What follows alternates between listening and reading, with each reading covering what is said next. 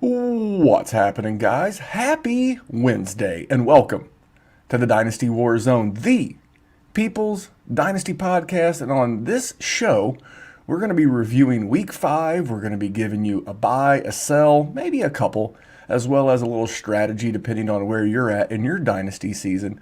But he's with me. He's back and better than ever. Backwards cap, freshly trimmed beard. He is the man of the hour and the man with the power. Jerry Sinclair, what is good? Just the scraggly parts, just my cheeks. It always rides up my cheeks. I don't know. I got to line it up a little bit. But listen, I wasn't the one on vacation. How the hell have you been? How was it? Anniversary with Mrs. Memphis, 17 years, I think, off the top of my head. Yeah, that's a low-key way of saying that I'm old. She's not. Yeah. I married very young, very beautiful wife. Dude, it was all right, man. One of the things that Well, you went hiking, so that's something. I'm into fitness. You know, obviously I like to lift weights. I do a little CrossFit here or there, but this is her passion. And my wife used to travel quite a bit for her job. And one of the things that she does, she's a high-level HR type person. And she handled an acquisition of a company in Boulder, Colorado. And so she went out there quite a bit. And so she just fell in love with hiking. That is her bag. That is what she enjoys doing. But because of COVID, travel restrictions, work from Zoom, et cetera, we had not been able to do this. So we did. We went hiking 3 days. We went Thursday, Friday, and Saturday, Rocky Mountain National Park, and then a couple of little trails there. So I got to tell the story real quick, and I'll make it quick. So we are in Rocky Mountain National Park. We had did it like a park and ride. Like you drive so far in, you park. They put you on like a school bus. You cruise down, and you go to your hike, right? Mm-hmm. Well, just as we finished the first hike, it was about 2.5 miles. No big deal. Saw a couple of nice lakes. I guess. Very scenic, very scenic. And it starts to lightly drizzle, kind of like that Seattle rain. Like not heavy, just steady. It's there. And she's like, do you want to go on this hike? It's about 1.5 miles. It's pretty flat back to the park and ride before our park and ride. Okay. Did she set you up? It wasn't flat? Well, it was flat. Okay. And the rain didn't stop. But we got to this sign, one of those which way do you go gimmicks. Yeah. And I'm like, it's clearly this way. She's like, no, it's this way. 2.2 miles later, in the rain, we finally not only go past the original parking ride, we wound up back at the park and ride that we actually parked at. Now, mind you, one of us has a rain jacket. If you guessed that one was her, you would be correct. The other one was wearing a hoodie. So I'm soaked and I'm angry, but I did get some really damn good pizza out of the deal. But man, I am ready to talk some Dynasty fantasy football, man. It's been a big week. How was your week 5? How you faring out there? I know you're doing a little productive struggle here, there, and a little bit everywhere, but overall, how was it? Pretty good. Everything's still on par. I had 2 teams that were undefeated that lost. I think I still have 2 teams that are undefeated. My UPL team that we're in with all of the GOAT District brothers, I actually won a game. So that, I mean, Are we going to call it a streak? I don't think so. I'm not going to win many, but Mike Williams sure as hell helped. So, that's the sort of the one that veered in a different direction, but I don't think it's going to keep winning. How was yours? Any shenanigans afoot? No, there was one where obviously being a Colts fan, Yeah. I was already You got rooting. Lions. I did get Lions. I'm wearing my Colts hat. Normally, I'm wearing my son's baseball team hat, but I'm wearing my Colts hat, and I'm not going to be that guy. I'm not the square. I'm not the fan who goes, well, Carson Wentz went to Baltimore in primetime and played better than Patrick Mahomes. As a Colts fan, I took some solace in that game. So here's an interesting stat that I saw on NFL Next Gen Stats. Both Carson Wentz and Lamar Jackson were 100% completion rate on passes over 15 yards in the air. Lamar was 8 for 8 and Carson was 10 for 10. Maybe I got that backwards. I tweeted those two. out earlier today. That's a wow stat. One out of 18 throws, 100% completion, and balls traveling 15 yards in the air. Pretty impressive. And Yeah, it's something. it's not like they've got the Cowboys and the Cardinals wide receiving cores. I would say that the Ravens are a little bit better than the Colts because you got Hollywood Brown, clearly a better tight end than Mark Andrews. Pittman's on the way up, Yeah, but he busted my ass this week. yes, he did. And the Ravens still don't have Rashad Bateman. The Colts are still missing T.Y. Hilton. And for those guys to push the ball down the field the way they did, I think it was really great for both teams.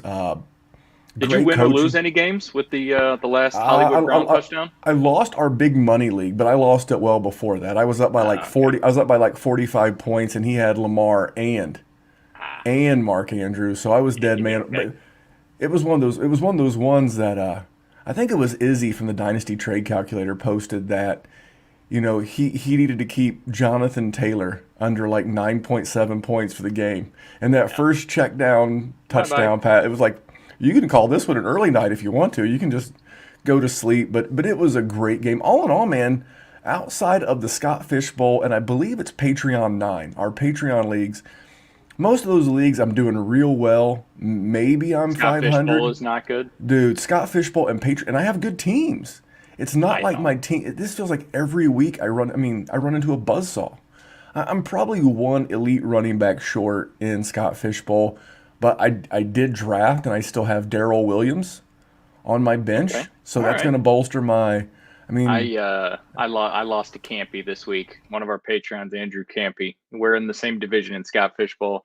He beat my ass, and I had Justin Herbert in that league. So he's one of the few people that actually went up against Justin Herbert, didn't counter with Lamar Jackson, and still won. So that's great. That's the sign of my team. Thanks a lot for that. yeah. Looking So at you, Saquon, you bastard. you know, is there anything tougher right now than the elite running back? I mean, The we Derrick all Henry show, and that's it. well, we all in Dynasty, and I'll put my hand up. I am not casting any dispersions on any other show because I was firmly in the this is a great time to move Derrick Henry. Here's the thing: the traditional rules of running backs just do not apply to Derrick Henry. That's fair. What is it like the curse of 330 or 340? From a touch standpoint, Yeah. doesn't apply to Derrick Henry. And I'll circle this back to the Monday night game. So I tweeted this out because everybody's so much smarter than the head coach. They're so much smarter than Frank Reich, and it's like, well, they should clearly be giving Jonathan Taylor more touches. Look, person, because I'm not even going to say dude, because I see it from ladies, dudes, people with no pictures at all on their Twitter handle. Why the don't name. you just say what you really mean? Because what you said is that Frank Reich is an idiot and he should be giving Jonathan Taylor all the touches. And what you really mean is that you need more points out of Jonathan Taylor to win your fantasy matchup, and Frank Reich would be really smart if he helped you win your fantasy matchup. Listen, the rules of running backs apply to everyone not named Derrick Henry. Okay? He can get 33 carries a game for 16 straight weeks, lead the league in rushing. Not one, not two, but like maybe 3 years in a row. The guy, one of the things that drives me absolutely batshit insane is the way that everyone, and I hate it, and I can't believe it's about ready to come out of my mouth. He's just built different. I hate that. I But hate that. I hate that like a fat kid hates salad. I hate that. But in but the case of Derrick Henry, it is he's the built truth. different. He He's is just built different. how long has the NFL been in existence? I mean, like A 55 long time. years, Yeah, a long time. a real long time. And he has broken every rule in the history of running backs. So he truly is different. It's not a Especially in cliche. modernity. It's not a cliche. It's not a hype term thrown around. In the case of one Derrick Henry, it's a hot fact. And I'll tell you what else is a hot fact, Jerry. We got a lot going on over on YouTube. Now, I'll admit it was bad timing. Our boy, Kyle, from the Fantasy Football Smackdown, decided to go on a work trip the same 4 days that I was out of town. So, no fantasy football sniping. No, he did it via tweet. and no football Sunday school. But we're going to try to get back on schedule this week with Mr. August, and I'm back in town. So we have lots of good stuff for you. And so head over to YouTube, Jerry. I know you watch football Sunday school while you're at work. I do. I should be working, but work sucks, and Randy doesn't, so that's why I do it. Just saying. These are all facts. We have a good time. Usually it's me and Jesse. Sometimes Tyler stops by. Other times Kyle, again from the Fantasy Football Smackdown. Everybody in the DWZ is invited. Some guys are working. Some guys are family thinging. You just never really know, but we're here to help you set your lineups, drop some props, and that was the one thing I was unable to do. I did drop my props via Twitter on Sunday, went 2-1. I just don't understand. I've got to stop, even though the number makes sense, I've got to stop backing bad teams and bad coaches. It's just going to be the death of me, Jerry. Well, who was the one you missed? I'm the not one that I missed was Michael that. Carter. Okay. Facing the Jets, over 44.5 rushing yards. Okay. He's the only running back on the team that looks like he has a pulse. And yet, bring out dusty-ass Tevin Coleman. Let's give him a few carries. And I do like Ty Johnson, but I don't know. He scored? He did. They both scored. So from a fantasy standpoint, Michael Carter was okay as like an RB3 flex type. But from a gambling standpoint, he screwed me. But my boy, Trevor Lawrence, he got over 240 passing yards.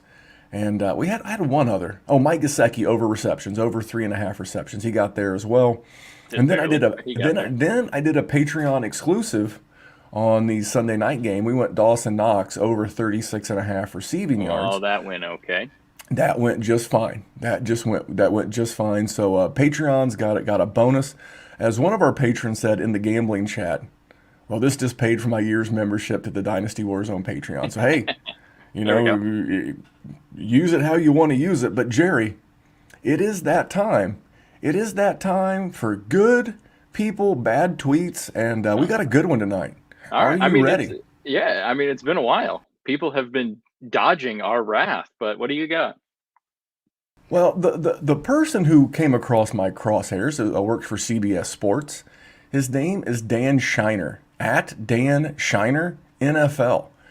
And he posted, how long before we, in parentheses, rightfully crown Jamar Chase Dynasty wide receiver 1? I'm excited to see where at Heath Cummings, former guest of the show, league mate of mine, an all-around kick-ass dude, has him in his next update. Things are only going to get better for Chase from this point on. Now, Jerry, there was another person that I rightly, because here's the thing about good people, bad tweets. If we don't hold our own accountable, we can't hold the random strangers of Twitter accountable. You know how this works. Okay, all right. Who was it? Good friend of the show, another former guest, Theo, at the OG Fantasy. Okay. He also tweeted the same thing. Here's the thing, guys. This is a Dynasty show. This is why Dan and especially Theo are good guys. But this is why this is a bad tweet. This is fishbowl narrative. Now, I ask you, Jerry, do you believe Jamar Chase is the 101 for wide receivers in a startup? So you're doing a startup. Wherever it is that you would take your first wide receiver off the board, is it Jamar Chase? No. And I'm a person that, as you know, likes to punt the first year. So I like to build very much around young elite wide receivers. And no, he is not my wide receiver 1, but you're the one that is clearly flabbergasted by this. So keep going. So here's how we're going to fix this. But this is why this frustrates the hell out of me. Because 5 short months ago, in the middle of May, I was told by Dynasty Twitter and these type of people, not that they're bad people, but A.J. Brown was the wide receiver 1 in a startup. Do you remember this talk? I do. 3 months ago, I was told it was DK Metcalf. DK Metcalf was the 101 in a Dynasty startup. Do you remember these conversations? I do. Okay. Then 2 months ago in training camp in August, we saw all these GIFs and GIFs and little videos of CeeDee Lamb absolutely breaking it off in everybody. And he was the 101 for wide receivers in a startup. Do you remember that? Yes, I do. Okay. And then all of a sudden the season got started and we remembered that a guy named Justin Jefferson Justin Jefferson was the wide receiver one in a dynasty startup. Do you remember that? Yeah, he actually is the Dynasty Okay, 101. then as my old boss used to ask me when I fuck something up, help me understand. Help me understand what's changed from May to June to August to September to make me think that there's been 5 different wide receiver ones in a dynasty startup. Walk me through what am I missing? I mean, different people fall in love with different players. I don't know. I'm not ready to put Jamar Chase there either. I'm with you. Well, let I'm firmly in the Justin Jefferson is the first wide receiver you take. Which Well, if you're you wrong have too. no, Let I'm me not. let I'm me fix this 100% for right. everybody. Let me fix this for everybody, okay? Yeah, go ahead. Instead of having to say someone has to be the A1 pinnacle, they are the one, because you just want to be first. You want that receipt in your pocket. You want that, hey, I can whip this out right now. I had Jamar Chase. I had him in October of 2021. Here it is. It's on my Twitter timeline. That's all you're trying to do. I'll help you out. Here is a tweet that I wouldn't have said was a bad tweet. Had we simply said it's time to welcome Jamar Chase into the top tier of wide receivers in a dynasty startup. We're going to welcome him to the club that includes A.J. Brown, that includes Does it DK though? Metcalf, that includes Justin Jefferson and CeeDee Lamb. We would like to welcome Jamar to the family, to the club. I have no problem with that because that makes sense. But to definitively drawing my line in the sand, that this guy, after playing name a Bears corner, you can't do it. The Jags, the Vikings, the Green Bay Packers without Jair Alexander. Again, this is not to take away from the accomplishments of Jamar Chase. This is the type of hyperbole and nonsense that wrecks dynasty teams. Jerry, do you remember 2 years ago? 2 short years ago, I know most people can't, but 2 short fucking years ago, a young man named Juju Smith-Schuster, who I'm going to talk about later in the show. Do you remember when he was labeled the wide receiver one in fantasy? I remember when it was close. Wanted to be quick on the draw. For those that aren't watching on Twitter, I did like my He imaginary did draw. Oh, we they wanted to be heard it. quick, They quick heard to it. the draw because I wanted to be on Juju first.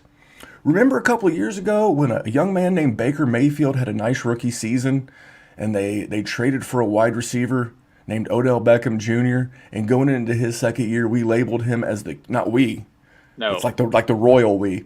That we labeled him, Baker Mayfield, as the QB2 overall in a startup. Yeah. How are those GMs of Dynasty? How are they feeling today?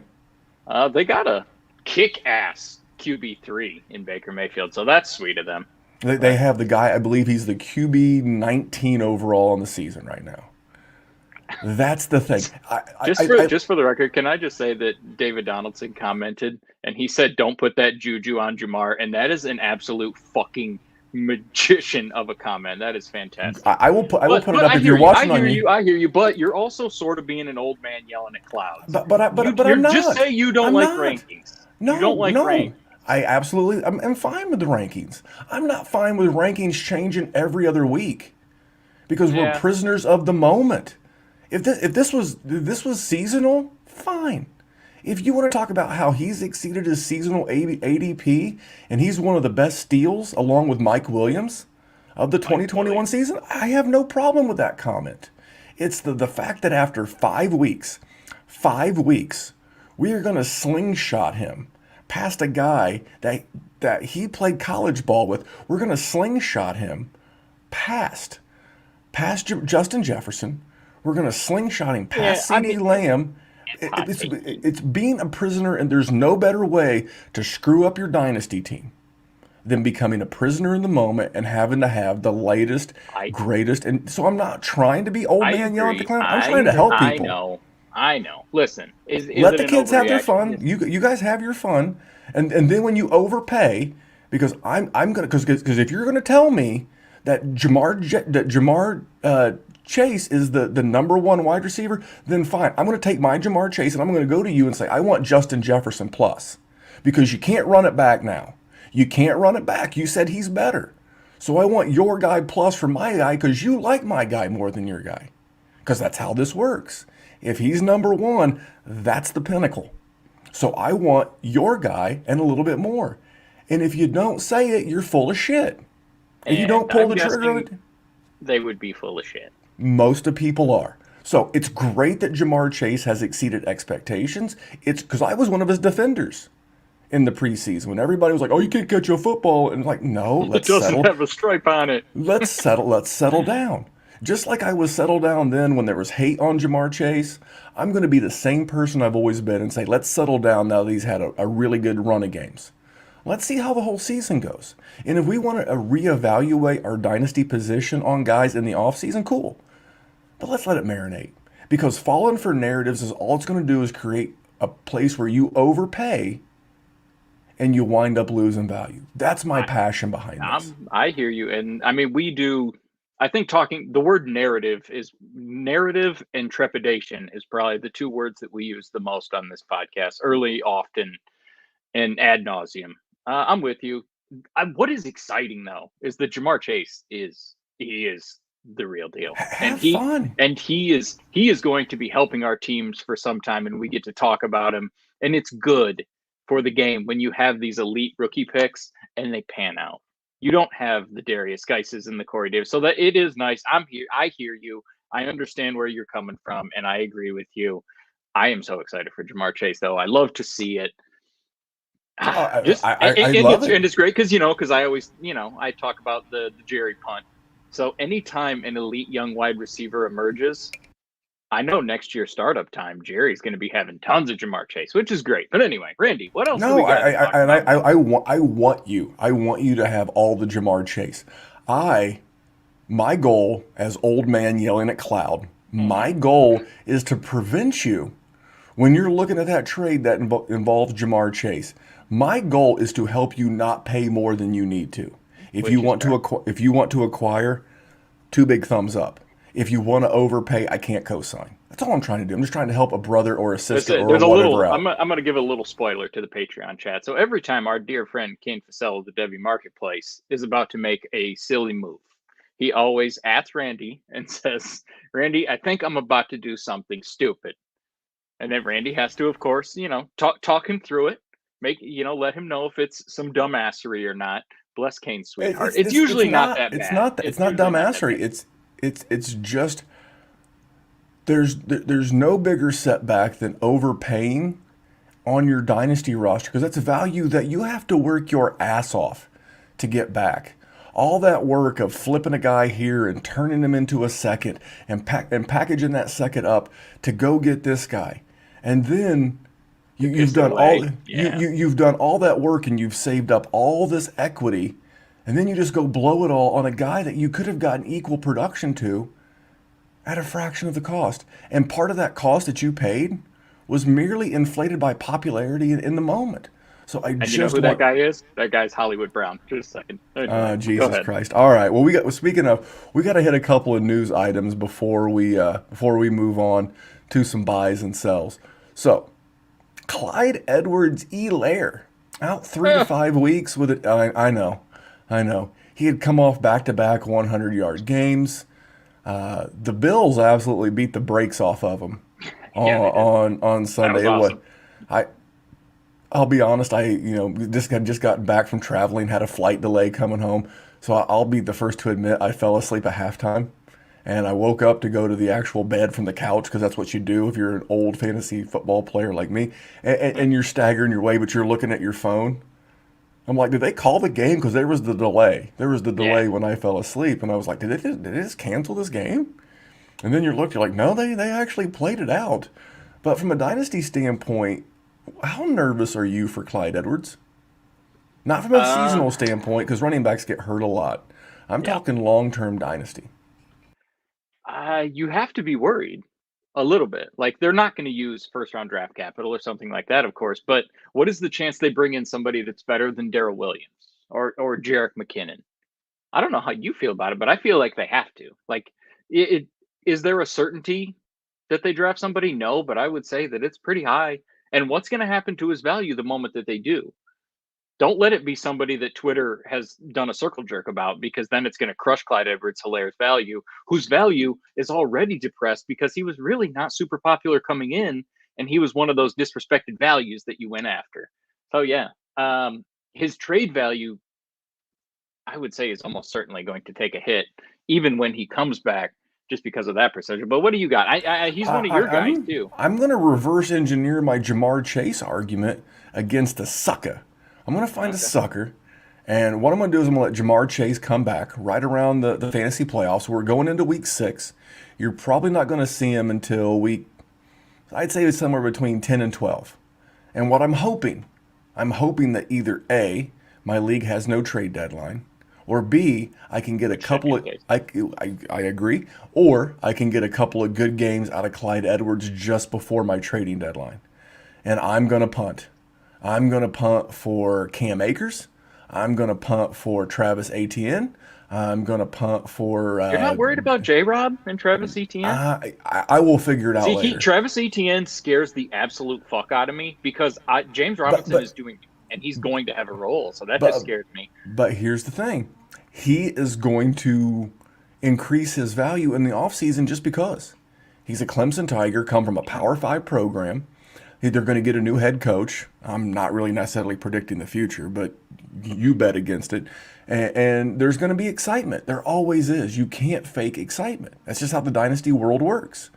So I will figure it out. Yes, I would rank him Akers, Dobbins, ATN.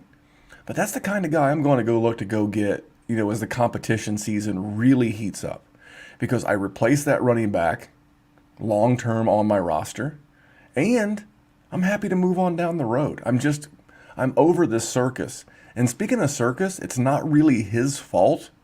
Saquon Barkley, week to week, if the NFL tells you someone's week to week, you might as well just write that dude off for a month. Yeah. You're looking at a month, and it was a hideous-looking ankle. Now, Saquon does heal fast.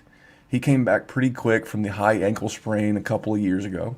But I'm out. I'm out on Saquon Barkley. I'm just done.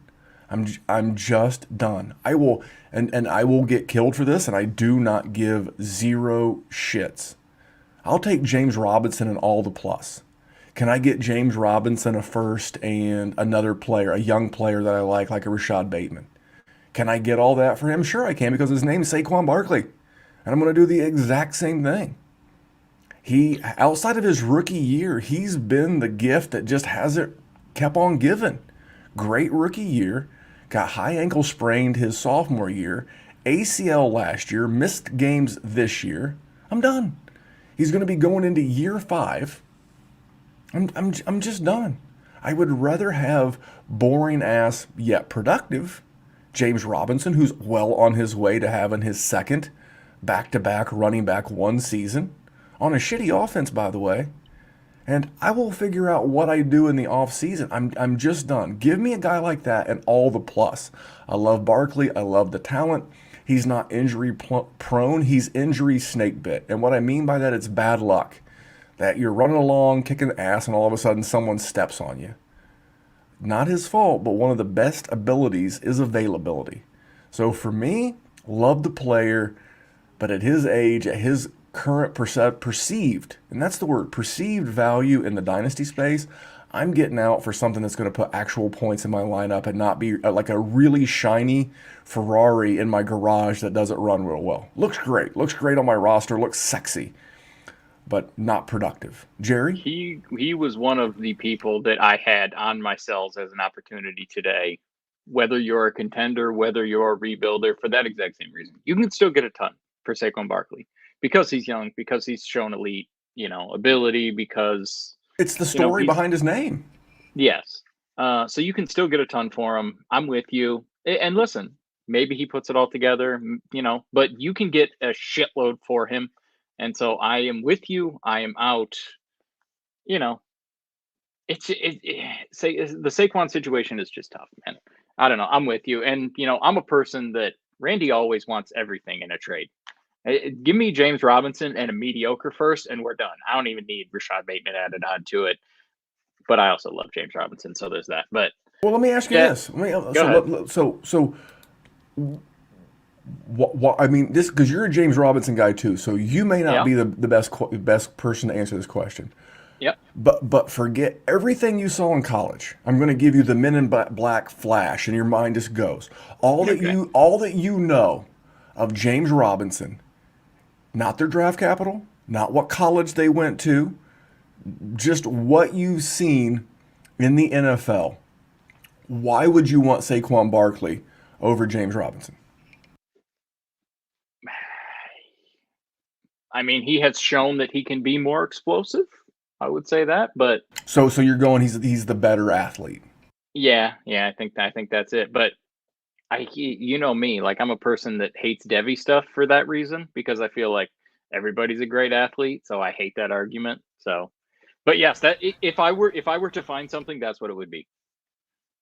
I mean, because I don't know if you know this or not, but you don't win weekly fantasy matchups with the better athlete. Right. It's not like you get a premium. Well, fuck it, Saquon Barkley. We got to give him like 1.5 yards per rushing yard because he's a better athlete. They all score the same, and that's my point. It's nothing against these guys, but that's the mindset I'm trying to get in. I win dynasty matchups, especially in season with points. And I had one of our patrons tonight. He reached out to me and I'll ask you this trade. He said, "Would you give Kareem Hunt and 2022 firsts for AJ Brown?" I am not a person that loves AJ Brown the way the rest of the world Well, how does. could you not? He was the fucking wide receiver one in No, a startup see, 5 months ago. Fuck out of and here. dear old Jared Binks over here never was in on that. I like AJ Brown, don't get me wrong, but I would take the Kareem Hunt trade, depending on your situation, of course, but and where the firsts are. Actually, I would probably just take the first for the most part. Where are So you at? I told him, I was like, no, he was acquiring AJ Brown. He was a little top Okay. heavy. He was a little top heavy at running back. Had made some good trades. Had like 3 firsts, and wanted to add some wide receiver depth. And I was like, top of the mark for me is 1 first, and I would let that owner choose, and Kareem Hunt. Yeah. And that's it. Kareem Hunt's, running back 6. We've been trying to well, we've been having someone try and make a trade in Patreon 12 for our team, and I haven't quite snapped the deal yet because he's trying to sell Kareem Hunt, and he's RB6, and he's not wrong. I mean, Kareem Hunt has been a badass. He's signed a contract. He's going to be there. I'm cool with that trade. I mean, and this is And not it to seems say like blasphemy, like we're it heretics. does, it does, If but we, yeah, like you want to talk about, there's another show somewhere out there in an alternate universe that's doing, good people dumb talk, and they're making fun of us for this. But I'm with you. I agree. well, let me ask you this: so Go ahead. you're madly, passionately in love with a man named Marquise Brown. I am. What do you think you get for AJ Brown? So you're going to give up AJ Brown, you're going to get back Marquise Hollywood Brown. What's the plus coming back with Marquise? I'm easily getting a first back. Easily getting a first.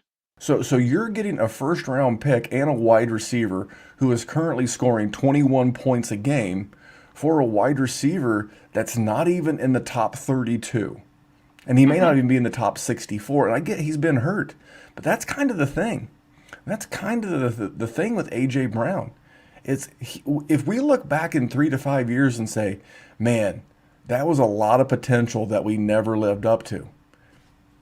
I'm just trying to win fantasy football games here. So this is I hear not to you. attack Barkley or AJ Brown or anyone else. It's just that's my thing. I'm not gonna over the days of me giving up multiple Here's first and a high producing asset in season for even the most upside of upside are probably likely over unless it's like a Kyler Murray or a Justin Herbert or a player like that and it's a super flex. Giving up 2, 3 firsts for one guy Yeah. ain't happening. Usually my move is for the quarterback if I do that because I'm the person that punts, right? So I always have a bunch of extra firsts. It's always with the quarterback for the most part. I'll overpay for Justin Jefferson every once in a while, but it depends on the You situation. know, If I got Randy's first and he's 5-0, I it's might have it's I going to might have happen. that situation in a league, I think. Then I might move an extra one. I'm just the days of the mega overpay to acquire one piece. I mean, think about first over the last 3 years. If you gave up, so what would that been? So let's say 2018. Yeah, that would work. 2018, you gave up three middle firsts for DeAndre Hopkins. Okay, today you could have DeAndre Hopkins, or you could have some combination of DJ Moore. Well, I mean, no, that'd be 1 year too many.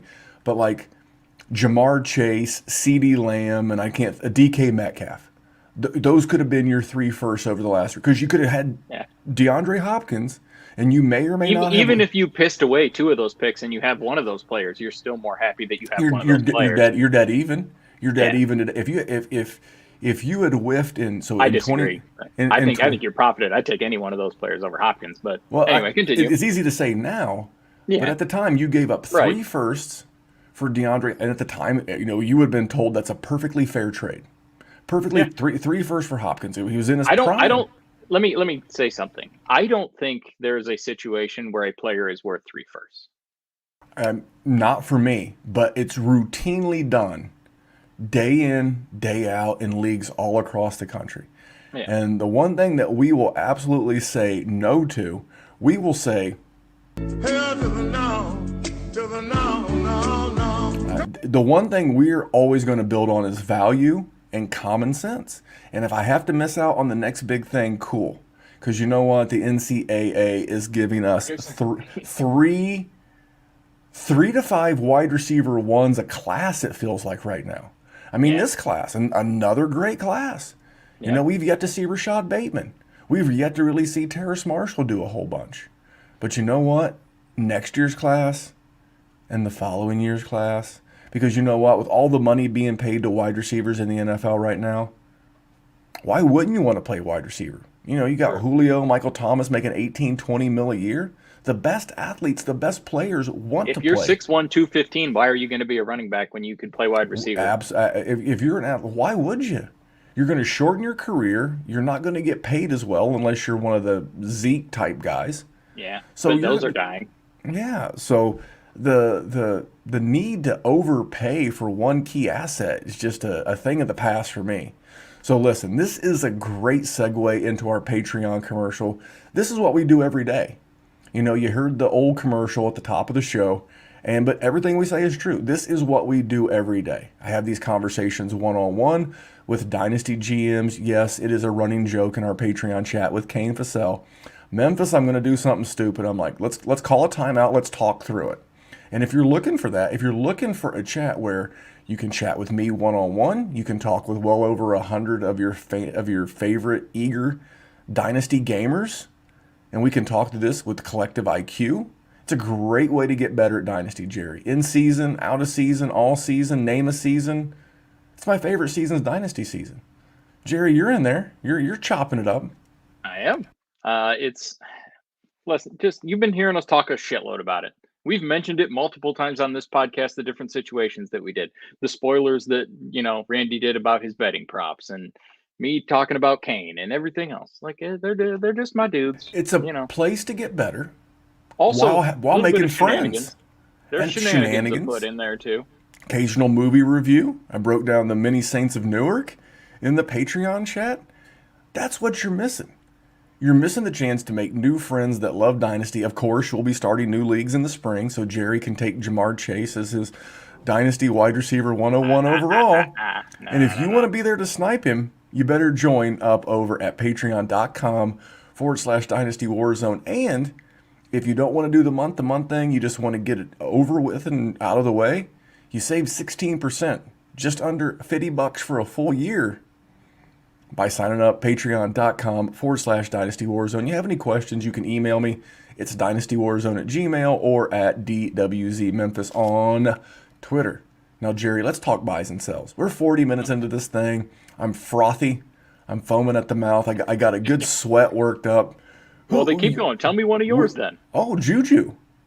Oh. I wish I didn't have time to download. You're buying Juju? I didn't have time to download the record scratch. That like so the best. I think the best that I got's this when I say Juju. And people are probably like, aren't you the guy who on Twitter the other day posted a picture of Smokey from the movie Friday going, get on, when it said Juju was, and that's true.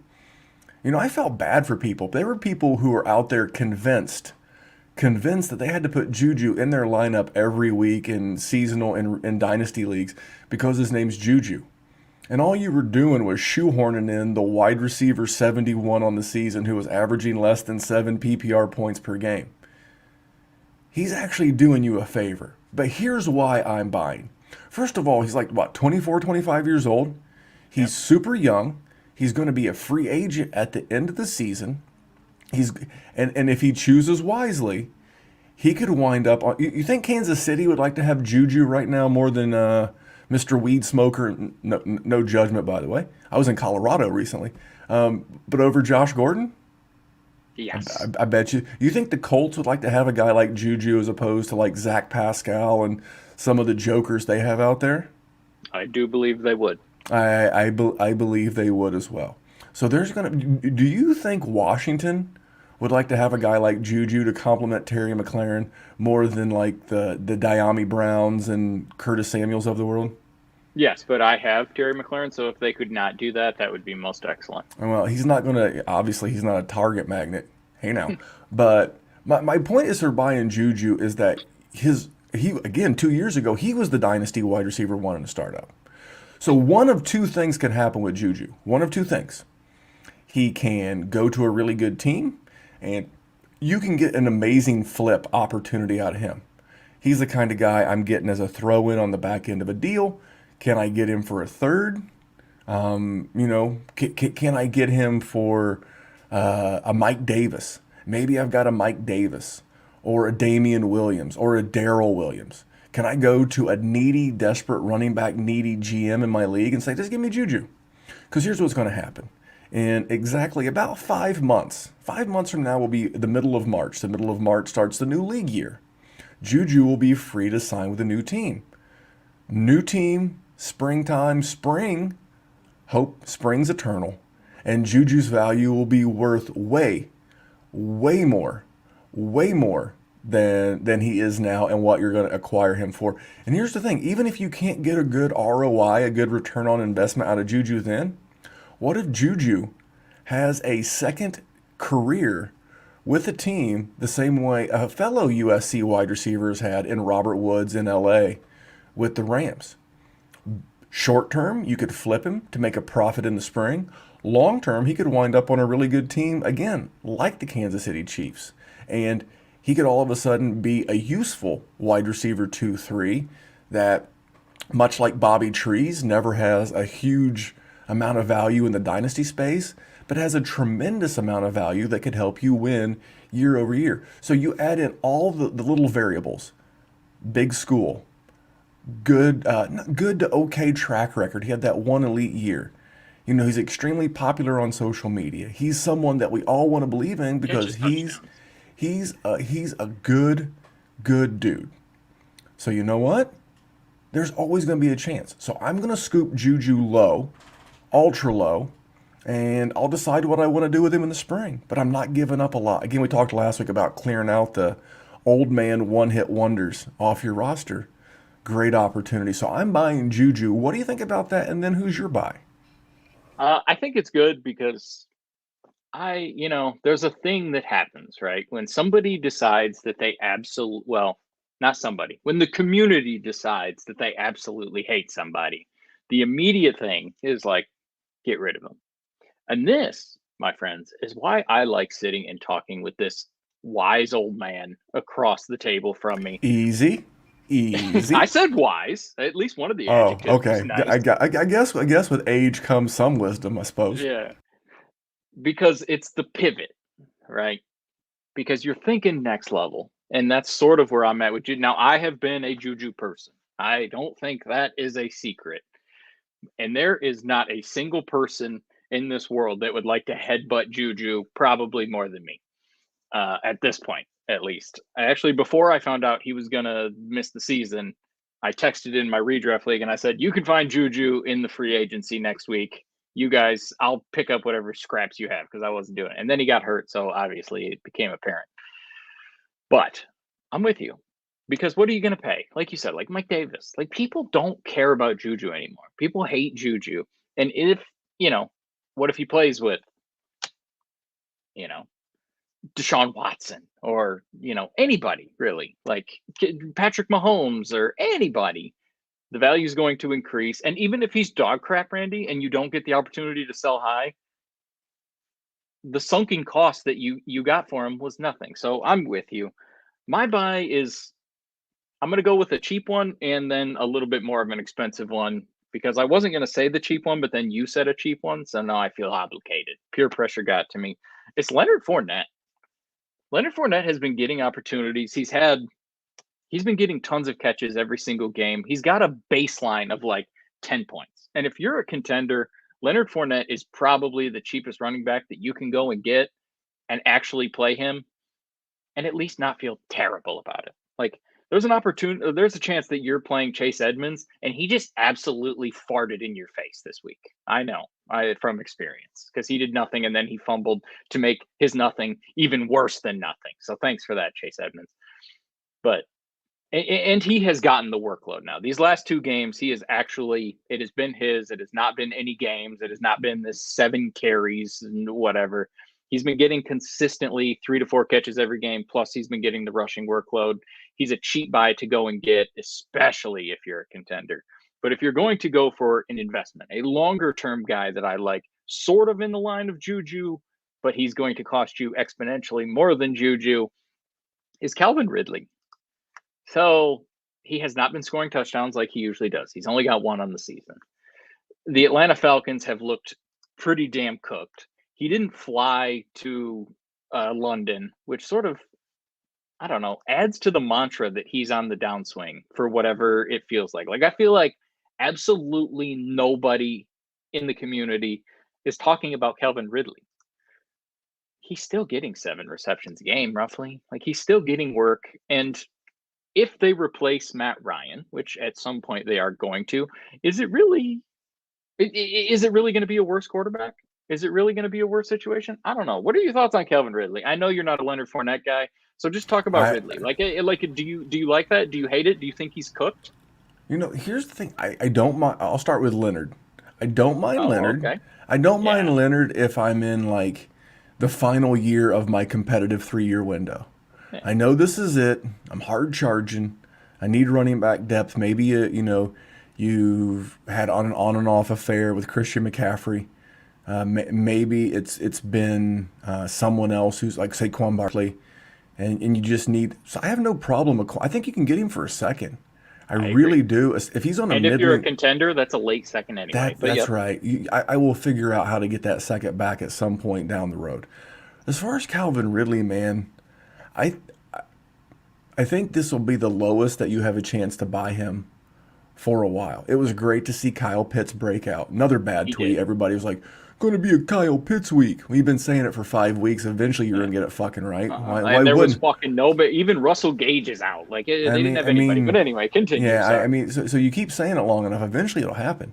But yeah, I do like Calvin Ridley. He was like second up until before this last game. I think he was second in the league in air yards. They're still learning this offense that Arthur Smith brought in.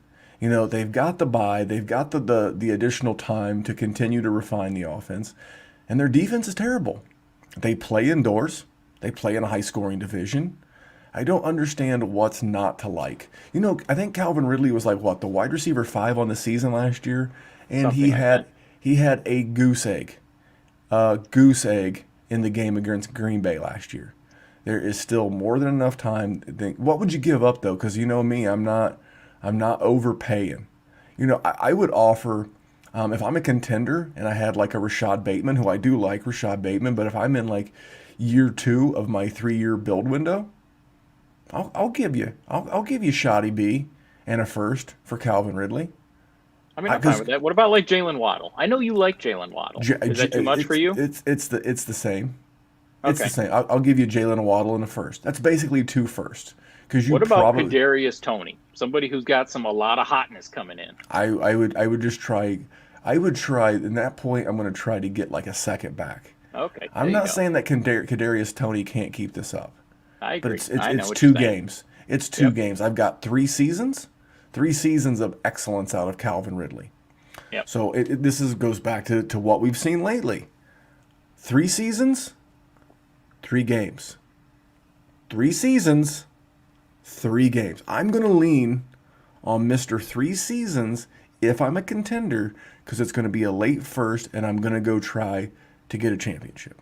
And I'm not That's what saying I'm that doing. I think like people are cooked on Kelvin Ridley. I just feel like he has slipped out of that sort of elite productive wide receiver territory, and I'm not sure that's justified. But who's your sell? We all love pooping You on know, guys every once in a while. Who do you got? people will probably be so if you're driving, put both hands on the wheel, 10 and 2, pay attention to the road, and let's talk about Nick Chubb. Okay. I have been I'm not anti Nick Chubb. I'm anti Nick Chubb's carrying cost. If you're carrying Nick Chubb, that man comes with. Did I do Nick Chubb last week, by the way? Nope. I'm actually going to do your guy last week. So who did I do last week? I feel like I did this for the Well, Patreon. I'm gonna talk. Actually, it might have been a Patreon. So Okay, go ahead. Just yeah, keep going. because I did Nick. I've talked about Nick Chubb, and I think it Yeah. was the Patreon. Here's the Here, thing. I write it down. Here's Whatever. he is giving you 16 points a game, 16.56 points per game, and it's a very you ever look at the stock ticker where it goes up and down? It's a Yep. very sporadic 16 points a game. It's not a smooth 16 points a game because ironically, Darrell Henderson 16.6, Chubb 16.6, Darrell 15.7, 17, 16, 16. A very consistent 16, 17 point a week player. Yep. Nick Chubb 22, 16, 8, 11, 24. Much more erratic, a lot less Yep. stable. And I'm not saying that Darrell Henderson's going to keep that up. I'm merely selling Nick Chubb based off of I his think based on his carrying cost. He's being outproduced right now and outproduced more consistently by his teammate named Kareem Hunt, and Kareem Hunt's not going anywhere. So for me, I'm gonna go maybe. I don't know that I can get him straight up for Christian McCaffrey, especially if he's coming back. Yeah. But can I get an Antonio Gibson plus? Because I'll take a step down. I'll take Antonio Gibson and his 15 points a game if you want to give me a first to go along with Nick Chubb. If you want to get out from under, that's the kind of guy that I'm looking to get. Can I add a little bit to Nick Chubb to get Jonathan Taylor? He had a couple of stinkers himself, but it's for me with Nick Chubb. My biggest thing with Nick Chubb is the lack of Yep. involvement in the passing game. Yeah. So that's why. I mean, it's his carrying cost versus his erratic production versus his league, but versus his teammate versus what I can get in return. I can replace those points. I may lose a little bit of that high ceiling upside, but I can get a little extra back for the future. Let me ask you a question. Is Nick Chubb, getting rid of Nick Chubb, one of your situations where you would spew a little value? Because for me, No, it's like because it depends. for me it is for sure. I think it depends on your situation. Everything's Like situation. to get Jonathan Taylor, if you have to replace Nick Chubb to get to Jonathan Taylor, you have to pay more. Is this one of the situations Let's where say you're I'm willing Jerry. to do it? Let's say I'm you. I'm doing a Jerry productive struggle. Yeah. Okay. Oh, I'm definitely flipping Nick So Chubb so for so sure. so so you've got Nick Chubb and probably 4 firsts. That's how productive struggle Jerry operates. Yep. And I know that my goal, because Jerry doesn't really productive struggle for long. I bust his balls about it mercilessly, but he's going to turn this thing around very quickly. It's 1 year. Wouldn't you go to that person and say, "Hey, here's Nick Chubb in a first"? Now, on paper, it feels like an overpay. See, but that's what I'm saying. Like that's what I'm going for. For Randy, that's it. I would have guessed that you would not do that. Well, sure, I I would would. do Nick Chubb in a first for Jonathan Sure, I Taylor would. in an absolute nanosecond. And I'd I'm throw going to a let third in them. there I'm to going make it look like an overpay too, but that's just me. I'm gonna let them walk away feeling happy. I don't want them to walk away feeling like it was a rough negotiation. It was a tough to get a deal done. I want them to walk away smiling. You know what? I'm not giving up that much different, but that's a different story. That's a different Okay. story Because like that's one of those situations where I said it's easy for me. Like this is a situation where I would spew value a little bit, like a according to tad. DTC or something. Like Yeah. Nick Chubb a first and throw my dirt thirds. But you're a person that knows I don't like my thirds, so I Well, throw you them don't know how away to pick make. them, so you might as well get rid of Well, them. well, that's true. You're not lying, but Shots that's why I fired. throw him away. Yeah, Yeah. So that's I right mean, though. again, it's just trying to maximize that value. I think he's worth like two firsts, like it's like and two mid first in the DTC if I remember correctly. Man, I would rather again. I don't want to continue go back to the James Robinson. Well, he's practically a unicorn. I get it. I totally understand. But if I could get Aaron, you think you could get Aaron Jones? Can I get Aaron Jones in a first? Maybe. I mean, that's what I'm saying, man. I That's mean, what I'm. Aaron That's Jones what. has struggled a little bit. I mean, he had the big That's game, but so he did. maybe. He did. He did. But you know what? He had the big game. So you say he struggled, but he's not killed you since the 41 point No. game. He's had 17, 11, and 15. He's not Okay. hurt you. Okay. He's done He's better than I thought then. Okay. he's very steady with the same blow up capability. So I Yeah. can get that and maybe a little something back and someone who's involved in the passing game. Because even if AJ Dillon's an equal pain in the ass to Kareem Hunt, Yeah. I can rest my head at night knowing that I'm getting the PPR guy. So I who think is your that's fair. sell? Who are you selling? Like Magellan. Well, you would have been even better if you were a Patreon over at patreon.com/Dynasty Warzone because Randy actually mentioned this person last week before he was on IR. So it would have been an even better time to sell him. It's George Kittle. He's tight end. He's Bums me 28 out, years dude. old. Bums me out. I, I mean, it bums me out too a little bit just because it's such a barren wasteland. But 28, hurt the last 2 years, has scored tons of touchdowns. But ever since 2018, which was the one season he actually played 16 games, he cracked 1,000 yards in 2019 just by a hair. 5 touchdowns, 2 touchdowns the next season. Granted, he only played 8 games, but he had 0 touchdowns in the first 4 games of this year. I don't know. I Dude, don't. I'm not about it. this And I go bums ahead. me out. Yeah. The problem is he's got more. He's like Saquon Barkley, right? Because he was a unicorn. Saquon was a unicorn from like high school to Devy to 101 unanimous. He showed up his rookie year. He was a monster. George Kittle, he's a tight end that explodes for 1,300 yards, and the world is just not ready for it. And then he has another 1,000 yard season, even though he missed 2 games.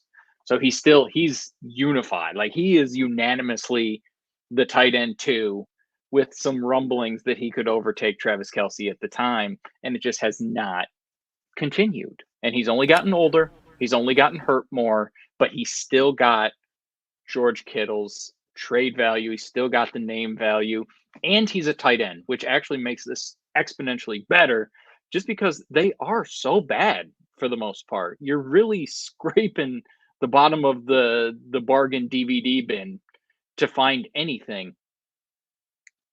To be able to flip him and get extra value is a wonderful opportunity, but it bums you out. Tell me why. Well, because hey, I'm very heavily invested in George Kittle, but Well, it's the yeah. same thing. The carrying cost is so heavy. The problem is you're just not getting out. You're just not getting out. You kind of like Barkley. He's just had injury bad luck. Last year he had Jimmy Garoppolo throw him into a death trap that closed on him, and that impacted his season. But you mentioned it. He's 28. This is going to be a low volume passing offense. And he's Yep. in there with some other studs. Whether we like it or not, Debo is a stud. Whether we like it or not, even though he's not been productive yet, Brandon Ayuk is a stud. Pretty. So we don't know what his usage is going to be. And again, the makes it harder for him is that he is part of that barren landscape of tight ends where it's just bone dry out there. So it really sucks, but you just kind of live with it. I mean, you're not going to get anything major for him. The narrative's only going to get worse. All you can do is hold and hope he starts playing better. And now he is a guy that at some You don't point think you you'd get just a lot? I I see. don't. I tend to disagree. Like I really don't. I you don't don't think know. you don't think if you like I don't think you would do this trade, but I would do this trade for sure. Like George Kittle in a second for Mike Gesicki in a first. Like I think you I could don't pull think that off. I think I would be thrilled just to get Mike Gaseki in a second right now. I would be thrilled at this point right now. And I And know I Mike feel, Gesicki's been a little bit of a pain in the ass too. Don't get me wrong. dude, Mike Gesicki, I'm going to pivot from my running back rankings over to my tight end rankings so that we can speak about this intelligently. Mike Gesicki had a goose egg, 0.0 in week 1, and then he's went on to put up 8.6, 23.6, 19.2, 10.3. His targets have looked like 3, 6, 12, 6, 7. So, you do some Olympic scoring, you throw out the 3, you throw out the 12, and because he's a guy getting 6, 7 targets a game, and he's going to get you 4 for 43, 5 for 57, 4 for 40, whatever. I'll take that because he's just there. But he's not super sexy, and I think George Kittle still has his cachet sexiness. That's why I think you could pull it off. That's what cracks me up. We all like Kyle Pitts, right? Yeah. Go to playerprofiler.com. Little plug for the boys at Player Profiler. Theo writes with that group. Plug in the name Mike Gesicki, spell it correctly, and then plug in the name Kyle Pitts. I have to Google how to spell it. Whether you like it or whether you don't, by the smallest of margins, Mike Gesicki, a better athlete than Kyle Pitts. Better burst, better speed, the whole 9 yards. And the reason why I like Mike Gesicki is he's a free agent in the offseason. Let me ask you a question. So right now in the land of LA, right? Rookie quarterback, rookie contract, lots of dough to spend, right? Mm-hmm. Rookie left tackle, rookie cornerback. Think about all the positions where you'd be shoveling out cash, right? Yeah. Currently at tight end, you're dealing with things like Trey McKitty, Donald Parham, I hope I pronounced that correctly, and the corpse of Jared Cook. What if Mr. Gesicki takes his talents from South Beach to the beaches of LA, to Venice Beach, and pairs up with a guy like Justin Herbert? To the moon. What if he goes to Indy and pairs up in that Frank Wright offense? Could the situation for Mike Gesicki get better or worse than what he's been dealing with in Miami? Oh yeah. Better, worse, or stays the same? Better for sure. It can absolutely. I mean, he's got Jacoby Brissett as his quarterback right Biscuits now. Brissett. Actually, Tua, he got hurt, didn't he? He played through a hammy. It could be even worse. Oh, okay. He played through a hammy. Tua is eligible, but that's my point with Gesicki, is that you can get a guy who can help you now, unlike George Kittle, because he's hurt. He's got 20-plus point. He's had a 19 and a 23-point game in tight end premium. He's got equal upside. He's blown up more than George Kittle, and because his name's Mike Gesicki and not George Kittle, you could probably get a little something on top. So I don't mind that. I continue to be super bummed about Kittle because I like him. I mean, I hear you, but while we're talking about tight ends, let's just continue. If we had one thing that was more right than anything else, I think it's that Jonnu Smith was absolutely never going to be a dude.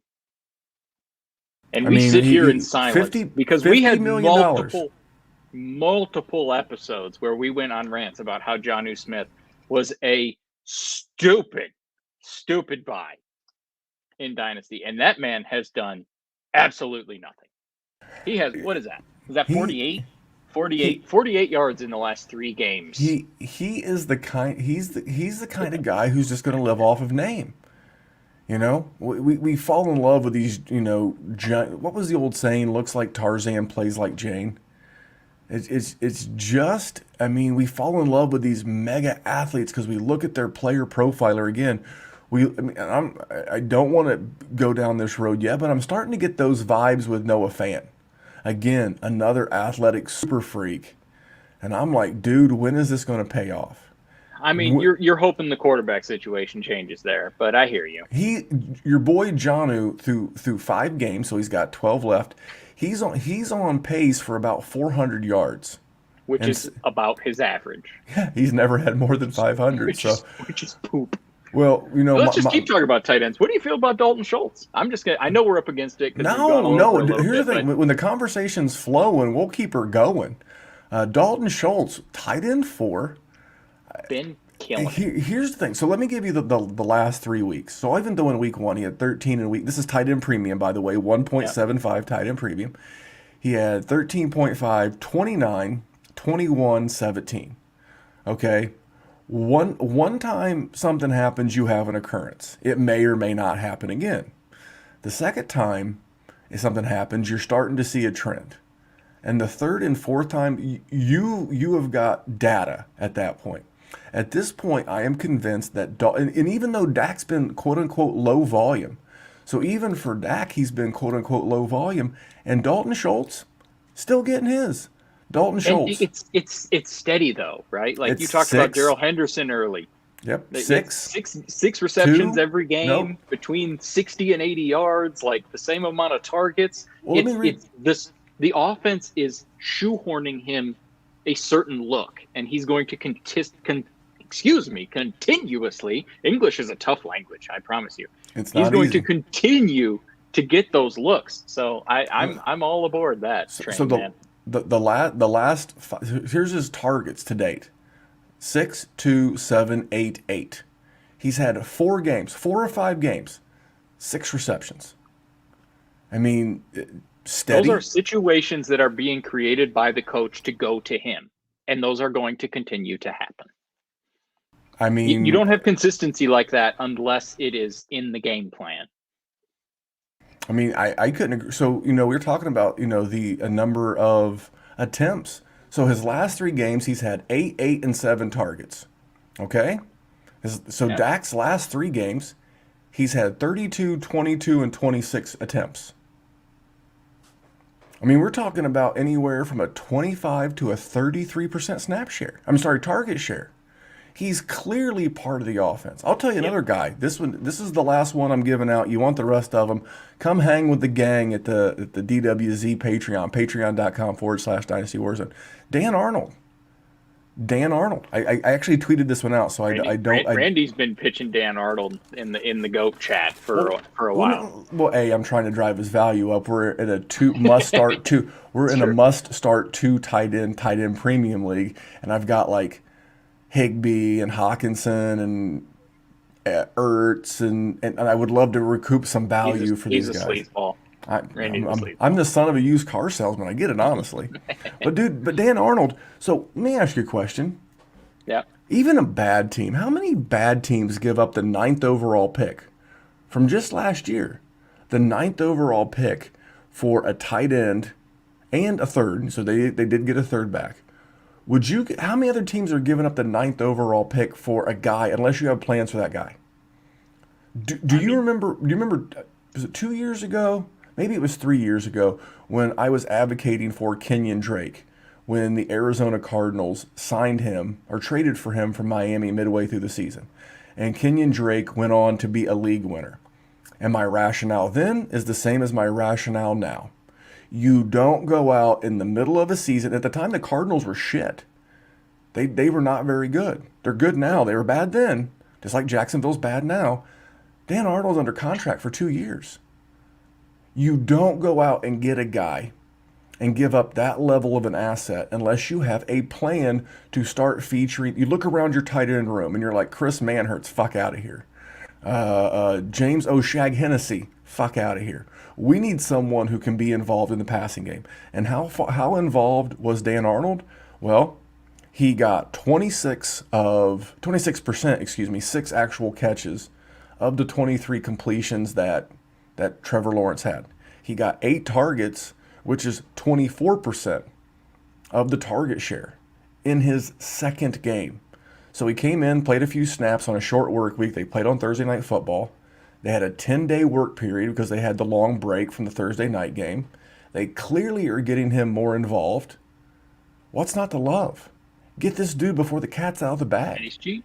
And he's cheap. And if you got George Kittle in a tight end premium, and he's on your bench now because he's hurt and on the IR, Dan Arnold's a great target. Great target. Because it's only going to take a couple of more games, and this is what's going to happen. This is what always happens. From now on, we're just going to call it the Jamar Chase corollary. People are going to be like, "Hey, wait a fucking minute! This guy's been good 3 weeks in a row.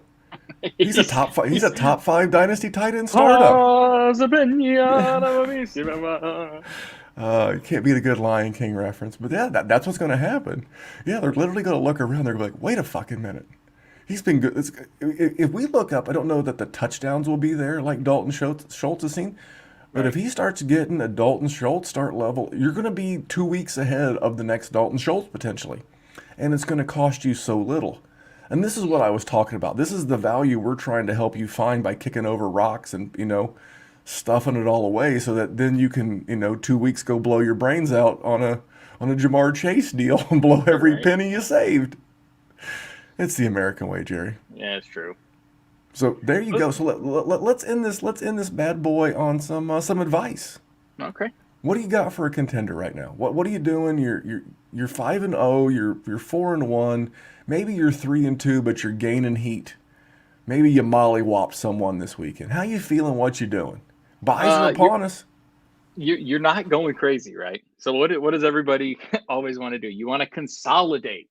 You want to consolidate so you can get over the top. Trade your pretty good guys and get the really good guys, right? Like what did we talk about pissing value all day today? Don't do that yet. You can see that people are getting injured. You're just riding the train right now. You're not doing anything crazy. If you can get Dan Arnold, if you can get Leonard Fournette and they're cheap, that's what you're going to do. Don't go trading everything you can so you can get real good players. What you got?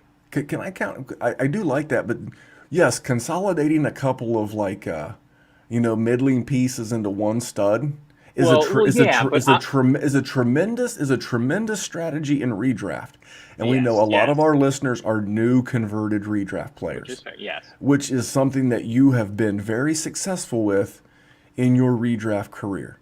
It's a yes, little bit different in Dynasty. Typically, your starting lineups are a little bit bigger. 9, 10 in the case of our big money league 12. Those three Bs where normally you would take three Bs and go get yourself an A. This is the time where I'm not telling you to take one A and go get three Bs. That's not what I'm saying. But now is the time to continue to leverage those Bs until we get right up against the playoffs. You're going to be in the tournament. Then go get your guy. Then because you can figure out the rest in the off season. So yes, I like your point for redraft, but and then I'm also going to be so I'm going to go ahead and swing this to the non-contender, the okay, productive struggler. I'm going to tell you to take that 1A and go get you three Bs. Go get you three Bs so that next year when you've got 4 first-round picks like Jerry, and you've got a couple of young studs, maybe you've got a Jonathan Taylor and a Justin Herbert and a Justin Jefferson, and we'll hit on all of our favorites. You got those three guys.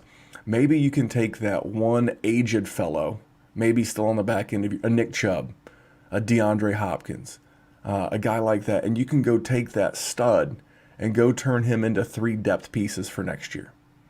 Because then you're going to have Justin Herbert, Jonathan Taylor, Justin Jefferson, and you just added in three nice B players. Okay, so now we're up to 6. Then you use those 4 firsts. You go draft some nice rookies, maybe make some moves in your rookie drafts. Voila. We have went from productive struggle to being ready to contend. At least be in the maybe you're starting year 1 of your contender window. So what are you doing if you're productive struggling? what you said, exactly what you said. I mean, if I'm trading my A and I'm going to get multiple Bs, I'm trading the running back because That's a good addition. motherfuckers love running backs. Everybody loves Oh, running backs, especially if you're a contender, especially if you had Dalvin Cook miss a game, especially if you have Saquon Barkley that just went down, Christian especially if you've had McCaffrey. Christian McCaffrey miss a couple games. Exactly my point. So if you have somebody like that, and here's the thing, they get hurt a ton. So you should not be relying on them. They should not be your foundational pieces to begin with. It needs to be wide receiver or preferably quarterback. Quarterback needs to be first and foremost. If you're in a super flex league, if you're in a 1 QB league, which we don't talk about enough, and I got to give them credit, you could ignore quarterback for the most part, which is why we don't talk You about you it you, because you it's know you irrelevant. know But people act like Superflex is so much tougher than 1 QB. It's really not. no, It's really not because what happens in QB leagues in Superflex leagues, You can get so much for a Jag like Matt Ryan, like a Baker Mayfield, like a Yep. Jared Goff, even guys that I like Carson Wentz or Sam Darnold. You can get so much in terms of picks and upside plays for down the road. When you're a one QB dynasty gamer, you, my friend, are living the toughest of tough lives. Yep. From a strategy standpoint, it is a little bit more work in a super flex, but you also lose that crutch of being able to rebuild on the fly because you just might be like, all right, I know this is not the best idea, but you know what? I'm going to go move Patrick Mahomes is my only good player. So I'm going to go get one other, like a Daniel Jones, or I don't know, just like think of a middling Yep. quarterback, Yeah. a guy that like no one really loves, and I'm going to go get a bunch of firsts and a bunch of assets. You can't do that to one QB league. No. You're just not taking like what'd you just do from you were like you just can't hold up Simba. You just can't go take baby Simba and offer up baby Patrick Mahomes to No, your you fellow cannot. GM. It doesn't work that way in one QB. So that shit's tougher than people live on. And That's true. I've only got one note Yeah. for the people stuck in the middle. Okay. Your time is up. Yeah. Make that You. decision. Yep. We're not going to let one snap. We're not going to let one snap of week 6 take place. That if you're listening to this on the Wednesday podcast, that is about 36 dear hours from now. You got to make a decision. I'm playing for it. I'm going all in or I'm going all out, and act Even accordingly. even even if you're 2-3 right now, you could still be a contender if you make the correct moves. I'm with And, you. And you could and be your bad three and luck. two and realize that you shouldn't be 3-2. You're like you're pulling a magician's act. It's Yeah, magic. you've gotten lucky. So you need to make We, that decision. But I agree with you. Now is the time. We said a couple weeks ago, we're waiting to see. Now's the time. I'm with you. It everybody's got one dynasty roster, or maybe even just a redraft roster, and like you look at it and you're like, because like you left the draft or you looked at it coming into the season, you're like, God, this team sucks. my And and and and Patreon IDP league. Every and, time and, I and, look and at it. then you're like, and then like the week's over and like you're scrolling through your leagues, you're looking through MFL, you're looking through Sleeper, and you're like, how is this fucking team 3-2? Yeah, I'm two and This team three would and be I don't lucky get to it. be 1-4, and Yeah. it's 3-2. That's where you can't get disillusional and go making a run. Right. You just can't. So yeah, make a decision, good or bad, but more is lost from indecision than the wrong decision. So Jerry, there you go, man. It's a good show. Let me add one more thing for You take as the much time as you rebuilder. want. Just the rebuild. I talk about it more than I probably should, but it's my thing. So if you have multiple firsts, look at your firsts. Right. The thing about having multiple firsts is you do not want to make every single pick. You want to make your pick that's the first pick or the second pick or the third pick or whatever it is. Look at the standings because there's some guy that traded you a first or woman who traded you a first so that they could win this year and get better. And you have their 12th pick or their 11th pick.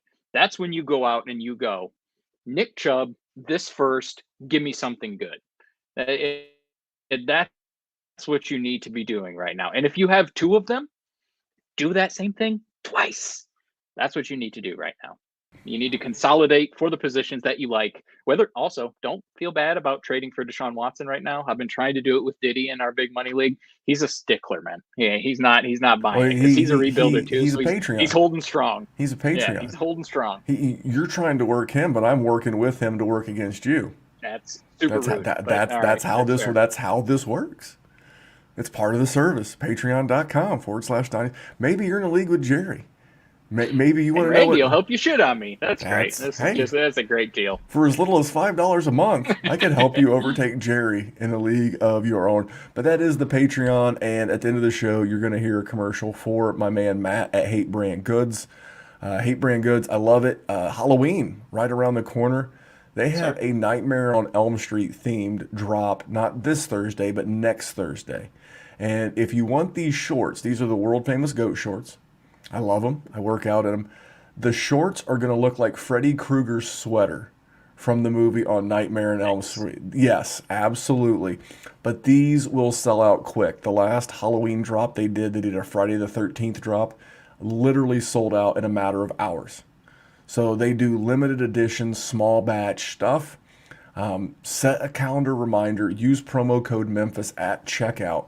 And even on brand new releases like Day of, you can still save at checkout by using the promo code. And I highly recommend you check out Matt. He hosts a podcast himself. It's called UMSO, UMSO. He named it that because he says every time he talks in a podcast, he uses the term so much that he just steered into it and named his podcast but it's a great podcast if you're into like daily motivation, fitness, and just being better. And that's why I like being affiliated with Matt at Hate Brand Goods. So Jerry, a little fired up on this one, little long, but a great show, man. I really enjoyed this one. Listen, I feel like we needed it. Randy was on vacation. He needed to get back into the zone, right? Now is the some time things to repent grind. up. Oh, But not you already everything. got one kid. You don't need more kids, man. Whoa, hey, what are you talking about? I was talking about my diet. Fucking. All right, let's wrap this thing up, man. This guy. Every Let's get time outta here. Jerry steers this ship right into the gutter. So What can I listen, if you don't want to support us via patreon.com/Dynasty Warzone or check out the gang over at Hate Brand Goods, that's the HVIII.com. Man, go over to iTunes, leave us a review, go over to YouTube, subscribe to the YouTube channel, leave us a rating, leave us a review, leave us a thumbs up, leave us a comment on a video. Those are equally important into helping the show grow. And I said last week that we had 3 new reviews, and I was going to read another one tonight. This one says, "This is the best Dynasty crew on this platform." And that comes from Monument 2RA. Maybe that's Monument 2RA via Apple Podcast from the US. Well, Monument 2A Ra, you are the awesomest. Thank you so much for being rad. Thank you for taking just a couple of minutes to go over to iTunes in this case, because his was via Apple Podcast, and taking a minute to leave us a review. That's a great way to support us, as is Patreon, as is Hate Brand Goods. And if you need links to all of that, it's in the show description. Just open up the pod you're listening to, tap on the show description. You'll see a couple of hyperlinks. Bam. Right there. You can use promo code Memphis. You can sign up for an annual membership at Patreon. Save those dollars. But Jerry, until next time, I think we got to go.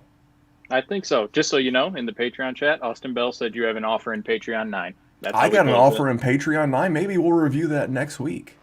And we are going to have some new stuff for you guys in the off season. So 5-6 days a week of content is going to continue. Even in the off season, we're going to increase our rookie stuff. And we got some new, and Ricky Bobby, the one guy's like, we got some tricks up these sleeves, mister. So we have some tricks coming up these sleeves. Stick around, subscribe, rate, review everywhere. But until next time, that beautiful man across the screen from me, his name is Jerry Sinclair. You can follow him at JerrySinDWZ.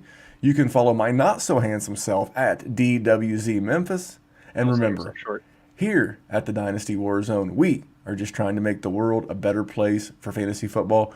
We'll see you back here real soon with more Dynasty stuff. Thanks, guys.